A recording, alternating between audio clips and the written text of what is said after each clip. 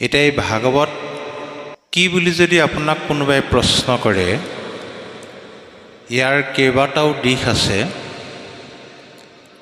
মূল দিশটো হ'ল বৈকুণ্ঠ প্ৰায়ণৰ আগে আগে ভগৱন্ত কৃষ্ণদেৱে উদ্ধৱক কৈ গৈছিলে যে হে উদ্ধৱ, মই বাংময় মূৰ্তি হিচাপে ভাগৱততেই থাকিম। গতিকে ভাগৱত হ'ল স্বয়ং ভগৱন্ত কৃষ্ণদেৱৰ বাংময় মূৰ্তি, আৰু আমি আসনত তাকেই প্ৰতিষ্ঠা কৰি সেৱা কৰোঁ। কলিযুগত আমাৰ মূৰ্তিৰ এভাগেই ভাগৱত। বাংময় মানে বাক্য, বাক্য মানে শব্দৰ গাঁথনি। এটা বা ততোধিক শব্দ লগ লাগি বাক্য হয়। আৰু সেই শব্দ কি? শব্দই ব্ৰহ্ম। সেই ব্ৰহ্ম কি? সেই ব্ৰহ্মই হ'ল কৃষ্ণ।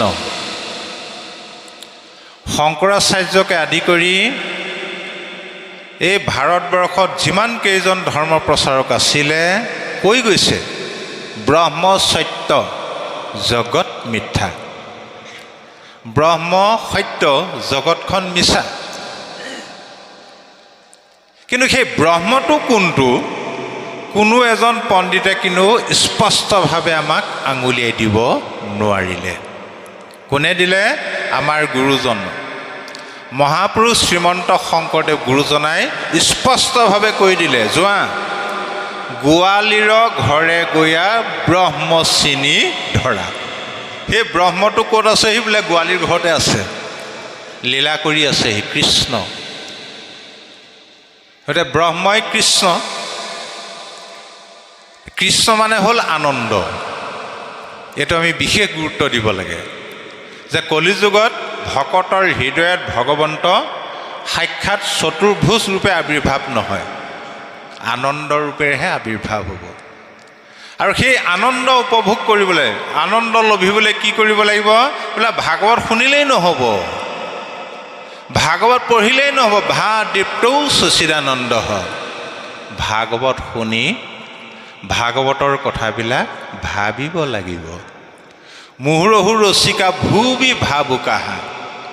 ভাবিলেহে ইয়াৰ ৰসটো পাব। শব্দ শুনি ভাবিলে ক্ৰিয়া কৰে।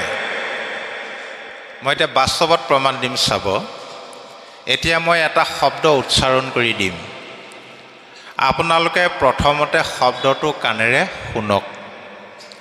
যেতিয়াই শব্দটোৰ বিষয়ে ভাবি দিব, চাব বাৰু সকলোৰে জিভাৰ পানী ওলাই যাব। শব্দটো ধৰক টেঙা। মই টেঙা শব্দটো ক'লোঁ, আপোনালোকে কাণেৰে শুনিলে। এতিয়া বাৰু নেমু টেঙাটোৰ বিষয়ে ভাবি দিয়কচোন। নেমু টেঙাটা সমানে 4 চিটা কৰি এচিটা চুবাই দিয়কচোন বাৰু, জিভাখন সিৰসিৰাই গৈছে নাই? এটা শব্দ শুনি ভাবি দিয়াৰ লগে লগে যদি আমাৰ জিভাৰ পানী ওলাই যাব পাৰে, তেন্তে ভাগৱতত বৰ্ণনা কৰা কৃষ্ণ ভগৱন্তৰ গুণ যশ লীলা চৰিত্ৰবিলাক শুনোতে ভাবোতে এদিন নহয় এদিন আমাৰ হৃদয়ত ক্ৰিয়া কৰিবই। ক্ৰিয়া কৰিলে আনন্দ আহিবই। কিয়নো বেদ শাস্ত্ৰসমূহক এজোপা কল্পতৰু বৃক্ষ বুলি কৈছে। সেই বেদৰূপী কল্পতৰু বৃক্ষজোপাত এটাই মাত্ৰ মহান ফল লাগিছে, যাৰ নাম ভাগৱত। আইসকলে পাছত বহি কথা পাতি নাথাকিব দেই, কৃষ্ণ অপৰাধ হ'ব। আৰু সেই ভাগৱত ৰূপী মহাফলটোৰ ৰসটো পান কৰিবলৈ কেনেকুৱা? ও স্বাদতয় অমৃতময় কেৱলে আনন্দ ৰস আছিল পূৰ্বত বৈকুণ্ঠত কৃষ্ণৰ কৃপাত পাছে অৰ্ধেক বয়স গৈ পাইলা ব্ৰহ্মা পদ্ম কলপ অমৃতৰ দৰে সোৱাদ। যিমানে শুনিব সিমানে আপোনাৰ মনৰ যিটো আনন্দৰ গতিবেগ বাঢ়ি বাঢ়ি গৈ থাকিব। সেইকাৰণে আমি ভাগৱত শুনি থকা অৱস্থাত নিজক সদায় দুটা প্ৰশ্ন কৰিব লাগে। প্ৰথম প্ৰশ্ন, ভাগৱতৰ কথাবিলাক অমৃতৰ দৰে সোৱাদ লাগিছেনে নাই? দ্বিতীয় প্ৰশ্ন, ভাগৱত শুনাৰ ফলত মনলৈ আনন্দ আহিছেনে নাই? যদি দুটাৰ আপোনাৰ এটাও হোৱা নাই তেন্তে জানক আৰু আপোনাৰ পূৰ্বজন্মৰ কিবা বিকাৰ এটা আছে। যি মানুহৰ বোলে পূৰ্বজন্মৰ বিকাৰ থাকিব, ভাগৱত যিমান অমৃত হ'লেও সোৱাদ নাপায়। গোটেই জীৱনটো ভাগৱত শুনিলেও তেওঁৰ মনলৈ আনন্দ নাহে। বিহু ফাংচনত আকৌ ৰাতিপুৱালৈকে থিয় হৈ বিহু নাম শুনি থাকিব পাৰিব, ভাগৱতত 2 ঘণ্টা সময়ত ধৈৰ্য সহকাৰে বহি থাকিব নোৱাৰে। বিকাৰটো কি? মহাপুৰুষ শ্ৰী শ্ৰী মাধৱদেৱে নাম মালিকাত স্পষ্টভাৱে লিখিছে, ঐ অনেক জনমে যাৰ সুকীৰ্তি আশ্ৰয়, বিচাৰি পাইবে কনামসী তোম হাশয়। যাৰ অনেক জন্মৰ সুকীৰ্তি মানে সৎকৰ্মৰ ফল, মহা পুণ্য জমা হৈ আছে, তেওঁলোকেহে ভাগৱত শুনিবলৈ আগ্ৰহ কৰিব। আজি ইয়াত যিমান সকল লোক সমবেত হৈছে, সকলোৰে পূৰ্বজন্মৰ মহা পুণ্য থকাৰ কাৰণে আহিব পাৰিছে। আজি সেৱকী পৰিয়ালটিৰ পূৰ্বজন্মৰ মহা পুণ্য থকাৰ কাৰণে এই মহান অনুষ্ঠানটো পাতিব পাৰিছে। বহুত কৌৰপতি মানুহ দেখিছোঁ, ভকত 4জন নি পাঠ এখন পঢ়ুৱাবলৈ শক্তি নহয়, সাহস কৰিব নোৱাৰে। আৰু জীৱশ্ৰেষ্ঠ মনুষ্যৰ এইটোৱে হ'ল প্ৰকৃত কৰ্তব্য, প্ৰধান কৰ্তব্য, বিশেষকৈ কলিযুগত। ইয়াৰ বিপৰীতে ঐ অনেক জনমে মহা পাপয়া চেজাত, নলৈবে কৃষ্ণৰ নাম নিন্দিবে সাক্ষাৎ। যাৰ অনেক জন্মৰ মহা পাপ জমা হৈ আছে, তেওঁলোকেতো নিজে কৃষ্ণ কথা নুশুনেই, আনে শুনিবলৈ গ'লেও বাধাই দিব। তোৰ এইটো বয়সত ধুতি পিন্ধি বা চাদৰ মেখেলা পিন্ধি নামঘৰলৈ যাব হোৱা নাই।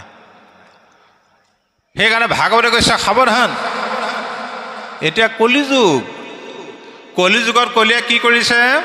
অসৎ কৰ্মৰ দুৱাৰবিলাক মুকলি কৰি থৈ দিছে, কিন্তু সৎকৰ্মৰ দুৱাৰখন কলিয়ে বন্ধ কৰি থৈছে। সেইকাৰণে আজিৰ যুগত চাব পাৰে আপুনি, সৎকৰ্ম কৰিবলৈ মানুহে লাজো কৰে, ভয়ো কৰে। অসৎ কৰ্ম কৰিবলৈ ভয়ো নকৰে, লাজো নকৰে। বোলে গাখীৰ খাবলৈ ভয় লাগে, কিয়? গেছৰ প্ৰব্লেম আছে, ইটো খাবলৈ ভয়ে নকৰে। আকৌ কলিৰ প্ৰভাৱ, কাৰণ ইটো খালে আধা বয়সত মৰে, বেমাৰ হয়। ডেকাবিলাকে স্পীডত বাইক চলাবলৈ ভয় নকৰে, লাজো নকৰে, কিয়নো এক্সিডেণ্ট হৈ আধা বয়সত মৰে। কিন্তু লাহে লাহে বাইক চলাবলৈ ভয়ো কৰে, লাজো কৰে, নহয় বাৰু? কলিৰ প্ৰভাৱ। সেইকাৰণে ভাগৱতে কৈছে মনটো স্থিৰ কৰা, হে নজানি মন স্থিৰ কৰা নাৰী নৰ, নিন্দিলেও নেৰিবাহা ভক্তি মাধৱৰ। কলিযুগত কলিয়ে বিভিন্ন ৰূপত তোমাক বাধা দিব পাৰে, ভক্তিৰ ক্ষেত্ৰত নিন্দা কৰিব পাৰে, ঠাট্টা কৰিব পাৰে, ভক্তিৰ ক্ষেত্ৰত কাৰো বাধা নেমানিবা, কিয়নো তুমি যিদিনা চৰম সংকটত পৰিবা সেইদিনাখন তোমাক ভক্তিয়েহে উদ্ধাৰ কৰিব, বাকীবিলাকে কেতিয়াও উদ্ধাৰ কৰিব বা ৰক্ষা কৰিব নোৱাৰে। প্ৰয়োজন সাপেক্ষে আমি বাধাবিলাক অতিক্ৰম কৰিব পাৰিব লাগিব। তাৰো নিদৰ্শন আমাক শাস্ত্ৰই দেখাই থৈ গৈছে। চোৱা, কোনে কোনে কি বাধাৰ সন্মুখীন হৈছিলে, কেনেদৰে অতিক্ৰম কৰিছিলে। গুৰু ত্যাগ কৰিলে বিৰোচনেৰ নন্দন, ভাতৃ ত্যাগ কৰিলে ভকত বিভীষণ। বিৰোচনৰ পুত্ৰ বলিয়ে ঈশ্বৰ প্ৰাপ্তিৰ কাৰণে নিজৰ কুলগুৰু শুক্ৰাচাৰ্যকে ত্যাগ কৰি দিলে। বিভীষণে ঈশ্বৰ প্ৰাপ্তিৰ কাৰণে ককাই ভাই ত্যাগ কৰিলে। প্ৰহ্লাদে কৰিলে ত্যাগ আপোনাৰ পিতা। ভগৱান ভৰতে তেজিলহনি জমাতা। প্ৰহ্লাদে নিজৰ পিতৃক ত্যাগ কৰিলে, ভৰতে নিজৰ মাতৃক ত্যাগ কৰিলে। গোপীগণে স্বামী ত্যাগ ভাগৱতে শুনি। সৰ্বদেৱ ত্যাগ কৰিলে ভৃগু আদি মুনি। ভৃগু আদি মুনিয়ে দেৱ দেৱতাৰ সংগই ত্যাগ কৰিলে। গোকুলৰ গোপীসকলে কৃষ্ণ প্ৰাপ্তিৰ কাৰণে নিজৰ নিজৰ স্বামীকে ত্যাগ কৰিলে। ত্যাগ মানে আকৌ আইসকলে ভুল নুবুজিব, কাজিয়া লাগি মাকৰ ঘৰলৈ গুচি যোৱাৰ কথা কোৱা নাই। প্ৰহ্লাদে পিতৃক ত্যাগ কৰিছিলে, কিন্তু পিতৃক এৰি থৈ গৈছিলে জানো? কোনোদিন বেয়া ব্যৱহাৰ কৰা নাছিল ভক্তিৰ ক্ষেত্ৰত। তাৰপিছত বিদুৰে কৰিলা ত্যাগ নিজ জ্ঞাতিগণ।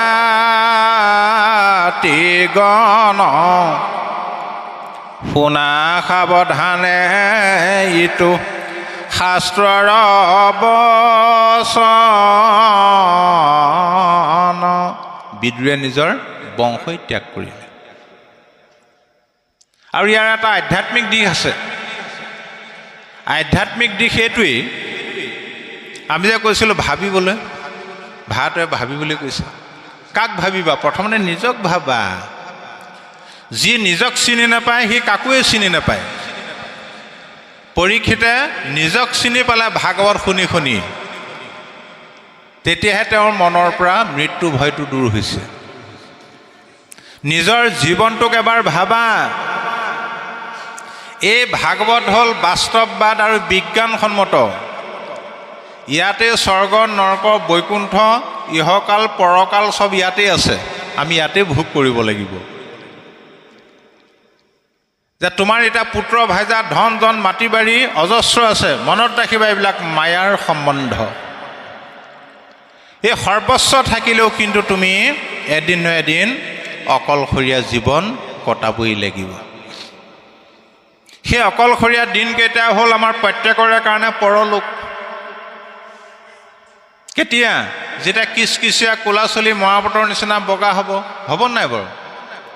হ'লেই আজিকালি ৰংবিলাক ওলাল বুলিহে। কাণেৰে নুশুনা হ'বা, চকুৰে নেদেখা হ'বা। টকৌ গুটি চুবা তাত বোলে খুলুক ঢুলুক হ'ল। ছাল কিচটা মিহিকৈ ৰাখিবৰ কাৰণে আইসকলে কিমান হাজাৰ হাজাৰ টকীয়া ক্ৰীম ব্যৱহাৰ কৰে, নহয়নে বাৰু? খুতুৰা খুতুৰি হ'ব। বিচনাতে মলমূত্ৰ যাব, দুজনে লেট্ৰিন বাথৰুমলৈ ধৰি ধৰি নিব লাগিব। তেতিয়াই তুমি উপলব্ধি কৰিবা যে আগৰ দৰে বাকীবিলাকে তোমাক আদৰ নকৰা হ'ল। সকলোৱে মনে মনে ভাবি এই বুঢ়াডাল এডাল যোৱা হ'লে ভাল আছিলে, বৰ কষ্ট হৈছে, হয়নে? আইগৰাকীয়ে এতিয়া আপোনাক আপুনি বুলি মাতে। যেতিয়া বৃদ্ধ অৱস্থা হ'ব, সেই অৱস্থাটো হ'ব, তেতিয়া মানুহৰ আগত গাব এই বুঢ়াডাল এডাল নমৰা হ'ল, নেমেলা হ'ল, ভাল বিপদে পালে, তেনেকৈহে ক'ব। এই অৱস্থাটো কিয় হ'ব? প্ৰত্যেকৰে হ'ব আমাৰ। কিয় হ'ব? চিন্তা কৰা। যিদিনাখন তুমি সংসাৰলৈ আহিছিলা, সেইদিনা তুমি অকলে অকলেহে আহিছিলা। আমি কোনোবাই কাৰোবাক আনিছিলোঁ নে বাৰু লগত? মাজত ধৰি মাটি বাৰী পুত্ৰ ভাইজা ধন জন অজস্ৰ ঘটিলা। আকৌ যিদিনা তুমি যাবৰ হ'ব, যেনেদৰে অকলে অকলে আহিছিলা তেনেদৰে অকলে অকলেই গমন কৰিব লাগিব। ঐ উপজিলা একেশ্বৰ পাছে ভৈলা বাৰী ঘৰ, কাহাক সংগতনি বামৰি, থাকিবে কৈটো স্থানে যত ধন জন মানে, কি কমৰা ভাষ ভূষ কৰি। সেই অৱস্থাত তোমাক কোনে সহায় কৰিব? পুত্ৰ দ্বাৰা ধন শৰীৰ স্বজন, মৰিলে লগে নাযায়। হৰিৰ ভকতি পৰম সম্পত্তি ইহ পৰলোকে পাই। আজি ভকতৰ সংগলৈ আহি কৃষ্ণ কথা শ্ৰৱণৰ যোগেদি আপুনি যিটো সম্পত্তি ঘটিলে এইটো হ'ল পৰম সম্পত্তি। এই পৰম সম্পত্তিয়ে ইহকাল পৰকাল উভয় কালত আপোনাক সহায় কৰিবই। আৰু যি কি নহওক, এতিয়া ভাগৱত ৰজা পৰীক্ষিতে কিয় শুনিবলৈ পালে? এতিয়া ৰজা পৰীক্ষিতক যেতিয়া শৰ্মিক মুনিৰ পুত্ৰ শৃংগী মুনিয়ে চন্দ্ৰসাপ দিলে, 7 দিনৰ ভিতৰত তক্ষকে দংশন কৰিব, তাৰমানে 7 দিনৰ ভিতৰত সাপে খুটি মাৰিব বুলি ক'লে। এতিয়া বাস্তৱত আপুনি চাব কথাটো, আজি যদি এজন ভাল জ্যোতিষীয়ে আপোনাক যদি কয়, হেৰি আপোনাক কপালখনো চালোঁ, হাত দুখনো চালোঁ, অহা 7 দিনৰ ভিতৰত আপোনাক সাপে খুটি মাৰিব, আপোনাক কেনেকুৱা লাগিব বাৰু ভাবকচোন। ৰজা পৰীক্ষিতৰ সেই একেটাই অৱস্থা হ'ল। মনতে ভাবিলে 7 দিনৰ ভিতৰত মৰিমেই, যেতিয়া ৰাজ্যৰ ধন সম্পত্তিৰ কি প্ৰয়োজন আছে? পুত্ৰ জন্মেঞ্জয়ক ৰাজ্যভাৰ চঞ্জাই সৰজু নদীৰ তীৰলৈ গুচি গ'ল। এই খবৰটো যেতিয়া পৃথিৱীত প্ৰচাৰ হৈ গ'ল, গোটেই ঋষিমুনিবিলাক সমবেত হৈছে ৰজাৰ খবৰ কৰিবলৈ আহি। তেতিয়া ৰজা পৰীক্ষিতে সেই ঋষিসকলক উদ্দেশ্য কৰি মাত্ৰ এটা প্ৰশ্ন কৰিছিলে। সেই প্ৰশ্নৰ উত্তৰে হ'ল ভাগৱত। বিশেষত কি কৰিবে ম্ৰিয়মানলোকে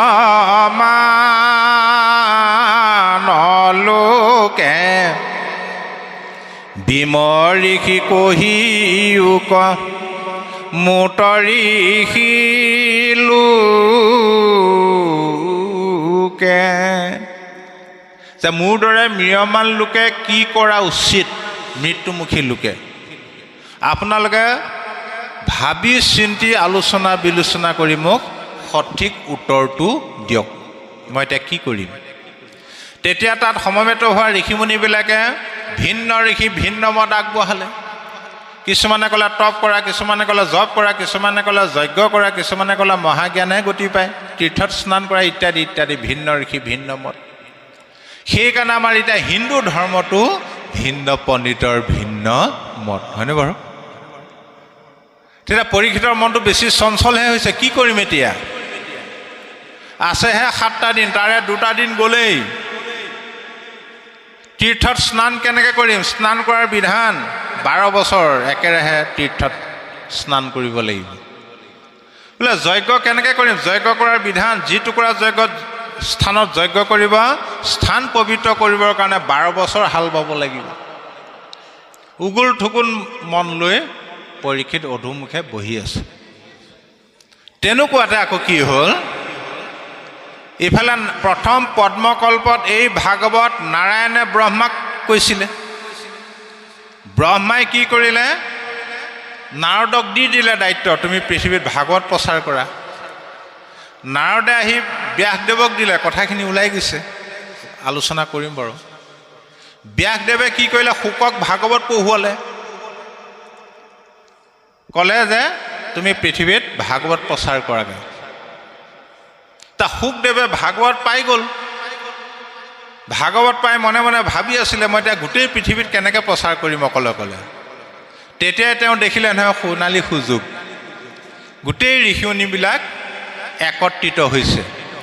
গতিকে এইটো সুযোগতে মই ভাগৱত কওঁ বুলি ভাগৱত লৈ পৰীক্ষিতৰ সন্মুখত উপস্থিত। তাৰ ৰজা পৰীক্ষিতে শুকদেৱকৈ বিশিষ্ট আসনখন আগবঢ়াই গুৰু মানি এই প্ৰশ্নটো কৰিলে। তেতিয়া শুকদেৱে একে উশাহে উত্তৰ দিলে, হে ৰাজন, যিহেতু এতিয়া কলিযুগত ভাগৱত ধৰ্মৰ বাদে তোমাক আন ধৰ্ম কৰ্মই গতি দিব নোৱাৰিব। তোমাক মই ভাগৱত কম, তুমি মাত্ৰ শুনি গ'লেই হ'ল, একো কৰিব নালাগে। মাত্ৰ 2টা চৰ্ত, ভাগৱত কৈ শেষ নোহোৱা পৰ্যন্ত জলৰ বাদে আন একো আহাৰ গ্ৰহণ কৰিব নোৱাৰিবা। সেইকাৰণে আমি ভাগৱত চলি থকা স্থানত কেতিয়াও চাহ তামোল এইবিলাক ব্যৱস্থা কৰিব নালাগে।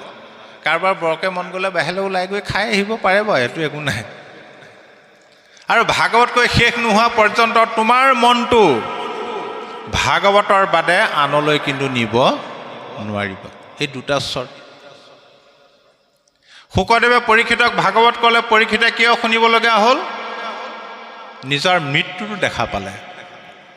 এতিয়া শুকদেৱে পৰীক্ষিতক ভাগৱত কোৱাৰ 230 বছৰৰ পিছত, এইটো পদ্মপুৰাণ উত্তৰখণ্ডৰ ভাগৱত মাহাত্ম্যমত আছে, 230 বছৰ পিছত সৌনকাদি 28,000 ঋষিমুনিয়ে সূতৰ মুখেদি ভাগৱত শুনি আছে। এতিয়া 28 সহস্ৰ ঋষি বেদত প্ৰধান, বিষ্ণুৰ নৈমিষ ক্ষেত্ৰ মহাপুণ্যস্থান, এই ৰামায়ণ কৰি সূতক পাতিলা সত্ৰ তথা, সৌনক প্ৰমুখে শুনে ভাগৱত কথা। এতিয়া সৌনকাদি ঋষিমুনিসকলে সূতৰ মুখেদি ভাগৱত শুনি আছে। এতিয়া সৌনকাদি ঋষিমুনিসকলে আকৌ ভাগৱত শুনিবলৈ কিয় আগ্ৰহ প্ৰকাশ কৰিলে, ইচ্ছা কৰিলে? তেওঁলোকৰ কথাত ওলাই পৰিলে। সূতক নিমন্ত্ৰণ কৰি আনি সৌনকাদি ঋষিয়ে কি বুলি ক'লে? সৌনক বদতি শুনা সূত মহামানী, পৰম পাতকী কলি পাইলে হেন জানি, আৰম্ভিলো যজ্ঞয়াসী সহস্ৰ বৎসৰ, হোম ধূম্ৰে ধূম্ৰ বৰ্ণ ভৈল কলেবৰ।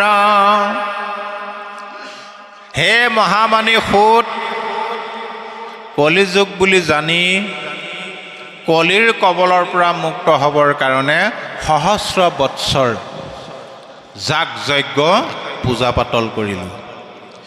ইমানেই যজ্ঞ কৰিলোঁ, যজ্ঞৰ ধোঁৱা লাগি লাগি দাড়ি চুলিটো বাদেই দিয়ক, গোটেই গাটোৱে ধোঁৱা বৰণীয়া হৈ গ'ল। আকৌ সেই কৰ্মবিলাক কৃষ্ণ তেওৱাৰ পিয়াই আমি কৰোঁ কৰ্ম যত, তাতো নানা বিঘ্নি আছে জানিলোঁ মনত। যদিও আমি সেই যজ্ঞ কৰ্মবিলাক এক ভগৱন্ত কৃষ্ণৰ চৰণতে অৰ্পণ কৰিছিলোঁ, তাত বহুত বিঘিনি আছে আমি প্ৰমাণ পাই গ'লোঁ। যিটো কৰ্ম কৰোৱাত নাহিকে বিশ্বাস, আপোনাৰ আয়ুক কৰিলোঁ ব্যৰ্থে নাশ। আৰু যি আমি কৰ্মবিলাক কৰিছিলোঁ, সেই কৰ্মবিলাকৰ প্ৰতি আমাৰ সম্পূৰ্ণ বিশ্বাস নাছিল। বিশ্বাস নোহোৱাকৈ সেই ধৰ্ম কৰ্মবিলাক কৰাৰ কাৰণে আমাৰ কি হ'ল? আয়ুসটো ইমান দিনহে এনেই গুচি গ'ল। গতিকে যাগ যোগ যজ্ঞ কৰি দুখ পাইলো মাত্ৰ, আবে কহিও ক মহা ভাগৱত শাস্ত্ৰ। যাগ যুগ এইবিলাক কৰি আমি কষ্টহে পালোঁ, ক্লেশ পালোঁ। গতিকে আমাক তুমি এতিয়া ভাগৱত কোৱা, শ্ৰৱণ মাত্ৰকে যেন হওঁ কৃতকৃত। আৰু সেই ধৰ্ম কৰ্মবিলাকৰ প্ৰতি আমাৰ বিশ্বাসটো একেবাৰেই হেৰাই গ'ল। অ' কৰ্মত বিশ্বাস ভাগিলয় আমাৰ, বিঘিনি আতয় শেষ, হোম ধূম্ৰে ধূম্ৰ ভৈলন্ত শৰীৰ, পাইলো মাত্ৰ মহাক্লেশ। তাৰপিছত ক'লে, যিজন পৰীক্ষিত পৃথিৱীৰ 61 ৰজা, নিজ বাহু বোলে গোটেই পৃথিৱী জয় কৰিছিলে, সেই 61 ৰজা পৰীক্ষিতৰ কিয় তৰুণ কালতে মৃত্যু হ'ল? আৰু তেওঁ ইমান মহাভাগ্যৱান, ঈশ্বৰক স্মৰণ কৰি তেওঁ দেহ ত্যাগ কৰিবলৈ পালে। গতিকে প্ৰথমতে আমাক তেওঁৰ জন্মৰ বৃত্তান্ত কোৱা, কিয়নো বিষ্ণু বৈষ্ণৱ বৰ কিঞ্চিত একো নাহি ভেদ, দুইৰো কথা কৰে পাত কৰচ কণ্ঠচিত। বিষ্ণু আৰু বৈষ্ণৱৰ মাজত কোনো পাৰ্থক্য নাই। যদি ভগৱন্তৰ গুণ গাই পাপ নাশ হ'ব, এজন ভকতৰ গুণ গালেও বোলে পাপেই নাশ হ'ব, কাৰণ ভকতৰ গুণ গালে ঈশ্বৰৰ কথাহে ওলাব। তাৰপিছত তেতিয়া সুতে সৌনকাদি ঋষিসকলক কৈছে, মই ক'ম বাৰু, কিন্তু প্ৰথমতে মই এই কথাটো কৈ লওঁ যে ব্যাসদেৱেনো কেনেদৰে ভাগৱত ৰচনা কৰিবলৈ পালে, সেই কাহিনীটো কৈছে। ব্যাসদেৱৰ দিনতে ভাগৱতে লিখিত ৰূপ লৈছে, বেদে লিখিত ৰূপ লৈছে। আগতে বেদক শ্ৰুতি বুলি কয়। শ্ৰুতি মানে ইজনে সিজনক কয়, মনত ৰৈ যায়, আকৌ ইজনে সিজনক কয়, তেনেকৈ আহি আছিলে। এতিয়া ব্যাসদেৱে কেনেদৰে ভাগৱত ৰচনা কৰিবলৈ পালে?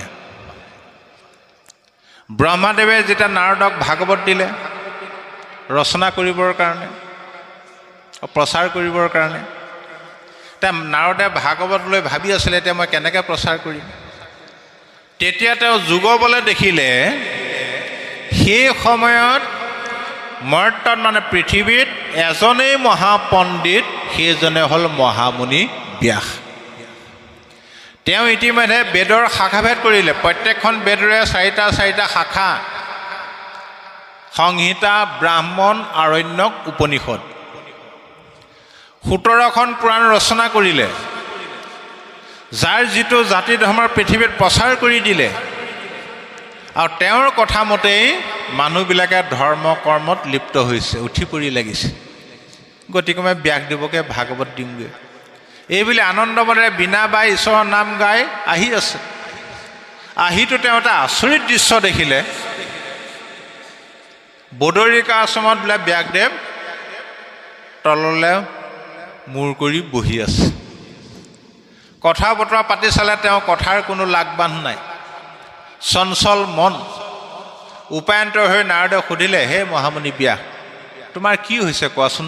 কথাৰ কোনো লাগবান নাই, তুমি এজন মহাপণ্ডিত, এজন মহামহন্ত, তুমি যিবিলাক জাতি ধৰ্ম প্ৰচাৰ কৰিলে, মানুহ উঠি পৰি লাগিছে, সকলোৱে তোমাক মহাপণ্ডিত বুলি জ্ঞান কৰিছে, গুৰু মানিছে, তোমাৰতো এইটো অৱস্থা হ'ব নালাগে।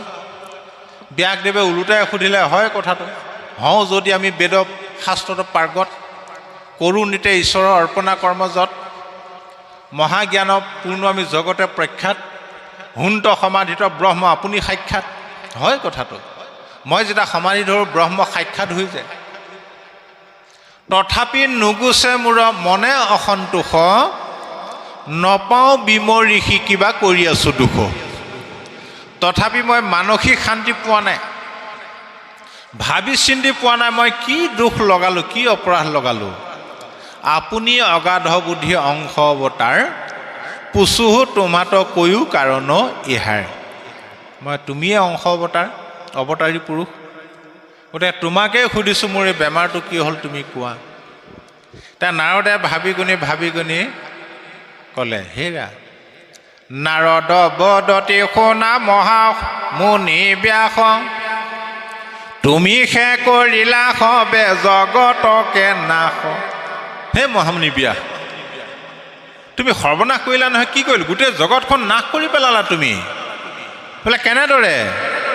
নিৰন্তৰে পশুৰ লোৱাইলা তুমি প্ৰাণ, নাহি মন্দ কৰ্ম ইয়াৰ ইহাৰ সমান। নিৰন্তৰে তুমি পশু পক্ষীবিলাকৰ প্ৰাণ লোৱালা। এই যে বলি বিধানটো প্ৰচাৰ কৰি দিলে, হাঁহ ছাগলী পাৰ ম'হ, সেই ব্যাসদেৱে প্ৰচাৰ কৰি দিলে। তেতিয়াবা আজি তাৰিখলৈকে চলি আছে।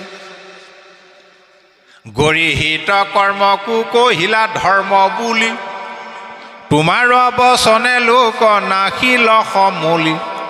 বেয়া কামবিলাককে ধৰ্ম বুলি প্ৰচাৰ কৰি দিলা তুমি। তোমাৰ কথা মতে মানুহবিলাক নাশ হ'ল। তুমি বেদৰ শাখাভেদ কৰিলে কি হ'ব? আকস্মিতে লোকক কৰাইলা হিংসা ধৰ্ম নুবুজিলা তুমিও বেদৰ তত্ত্ব মৰ্ম। হঠাতে মানুহৰ মাজত হিংসা ধৰ্ম প্ৰচাৰ কৰি দিলা। প্ৰকৃততে তুমিও বেদৰ তত্ত্ব মৰ্ম বুজি নাপালা। আৰু তুমি এতিয়া যিবিলাক ধৰ্ম কৰ্ম প্ৰচাৰ কৰি দিলা, যদি জ্ঞানীগণে তাক কৰি নিবাৰণ আউৰ তাউৰ বাক্য কন মানুহ একো জন। যদি মহাজ্ঞানীসকলে গৈ এইবোৰ বেয়া কাম এইবোৰ নকৰিবা এইটো কৰা বুলি কয়, তেওঁলোকৰ কথা জ্ঞানীসকলৰ কথা নেমানে। কি বুলি ক'ব? বুলয়ো পালম্ভ কৰি বচন খণ্ডিত ব্যাসতো অধিক ভৈলা এহেঁতে পণ্ডিত। এজন ব্যাসদেৱতকৈও পণ্ডিত ওলালে। আমাৰ আগৰ পৰাই চলি আহিছে বংশত, আমি কিয় নকৰিম? এতিয়া উপায় কি হ'ব? বোলে উপায় এটাই আছে। বোলে কি? মোৰ উপদেশে কৰা ভাগৱত শাস্ত্ৰ প্ৰচাৰক গোবিন্দৰ গুণ নাম মাত্ৰ। মই তোমাক উপদেশ দিছোঁ, তুমি ভাগৱত শাস্ত্ৰ ৰচনা কৰা। এই ভাগৱতৰ যোগেদি গোবিন্দৰ গুণ যশলীলা প্ৰচাৰ কৰা পৃথিৱীত। কিয়নো প্ৰকৃতি কহিলা তুমি আনসে ধৰ্মক নকৰিলা প্ৰখ্যাত কৰি কৃষ্ণ কীৰ্তনক। আন ধৰ্ম কৰ্ম তন্ত্ৰ মন্ত্ৰ যাগ যজ্ঞ পূজা পাতলক প্ৰকৃতি কৰিবলৈ ক'লা, প্ৰকৃতি ক'লা, কিন্তু কৃষ্ণ নাম ল'বলৈ তুমি কাকো উপদেশ নিদিলা। সিজিলত তোমাহাতৰ ঋষি পৰম অন্যায় নাহি সুস্থ চিত্ত তব এহি অভিপ্ৰায়। সেইকাৰণে তোমাৰ অন্যায় হ'ল, সেইকাৰণে তোমাৰ চিত্ত সুস্থ নোহোৱা হ'ল। গতিকে ভাগৱত শাস্ত্ৰ ৰচনা কৰি গোবিন্দৰ গুণ প্ৰচাৰ কৰা। শ্ৰৱণ কীৰ্তন এক কৰোঁ ক নিশেষ দূৰ হওক তোমাৰ মনৰ মহাক্লেশ। জগতৰ মানুহে যেতিয়া ভাগৱত শ্ৰৱণ কীৰ্তন কৰিব, তোমাৰ এই মহাক্লেশটো নাশ হ'ব। এতিয়া নাৰদৰ পৰা যেতিয়া বেদৰ তত্ত্বমৰ্ম বুজি পালে, বুজি পাই ব্যাসদেৱে ধ্যানত বহিল। আগতে যিটো ধ্যান কৰিছিলে, এইবাৰ ধ্যানৰ প্ৰক্ৰিয়াটো বদলি হ'ল। আগতে ব্ৰহ্মক ধ্যান কৰে, ইয়াত জ্যোতি এটা পায়, সেইটোকে ব্ৰহ্ম বুলি সান্তনা লভে। এইবাৰ কি দেখিলে? বাম পাশে মায়া দক্ষিণত ভক্তি মাৱ দেখি ব্যাসৰ ঋষিৰ ৰোমাঞ্চ ভৈ লগাৱ। এইবাৰ কি দেখিলে ধ্যানত? বোলে বাম পাশে মায়াক দেখিলে, সোঁফালে ভক্তি মাতৃক দেখিলে। এতিয়া সেইকাৰণে আমাৰ বাপসকলে মায়া তাৰমানে বাওঁফালটো ঢাকি লয় চেলেঙৰে, সোঁফালটো উদং কৰি লয়। আইসকলে চাদৰখন সোঁফালে লয় নে বাওঁফালে লয়? বাওঁফালে লয়, নহয়নে বাৰু? কিয় বাওঁফালে লয় আজি কথাটো বুজি পালেহে। বামফালে মায়া, সোঁফালে ভক্তি মাতৃ। আৰু দুগৰাকী মাতৃৰ দুটা কৰ্মও দেখিলে তেওঁ। মায়ায়ে বান্ধন্ত ভক্তি মাতৃ মেলাৱন্ত দুই হানু মধ্যস্থ ভাৱে আশা ভগৱন্ত। বোলে মায়াই বোলে জীৱবিলাকক বান্ধি দুখ দিয়ে, ভক্তি মাতৃয়ে মোকলাই দিয়ে। সেইদিনাহে ব্যাসদেৱে বুজি পালে, বন্ধৰ মুখ্যৰ হেতু জানি ব্যাসৰ ঋষি ভাগৱত শাস্ত্ৰ পাছে ৰচিলা হৰিষি। এই বন্ধৰ মুখ্যৰ মূল কাৰণটো বুজি পাই আনন্দ মনেৰে তেওঁ ভাগৱত শাস্ত্ৰ ৰচনা কৰিলে। তাৰমানে ব্যাসদেৱে পুৰাণবিলাকত কি কৰিলে, কেইখনমান পুৰাণত বিষ্ণুকে শ্ৰেষ্ঠ বুলি ক'লে, ঈশ্বৰ বুলি ক'লে। কেইখনমানত আকৌ শিৱক ঈশ্বৰ বুলি ক'লে। মাৰ্কণ্ডেয় পুৰাণত আকৌ লিখিলে ব্ৰহ্মা বিষ্ণু ৰুদ্ৰকক দুৰ্গাই সৃজিলা বুলি ক'লে। তাত দুৰ্গাকো ঈশ্বৰ বনালে, শক্তিক। শিৱকো ঈশ্বৰ বুলি ক'লে, বিষ্ণুকো ঈশ্বৰ বুলি ক'লে।